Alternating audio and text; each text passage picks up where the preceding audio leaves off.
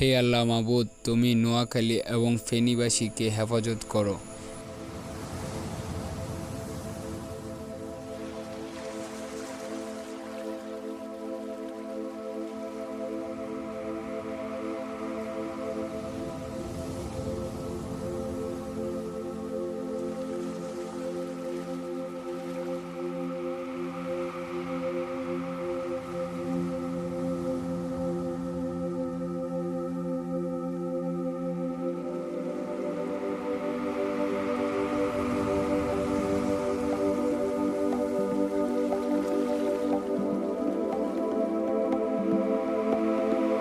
দেখেন বন্ধুরা, পানিতে কিভাবে ভেসে যাচ্ছে বাচ্চারা, ছোট ছোট বাচ্চারা এভাবে ভেসে যাচ্ছে পানিতে।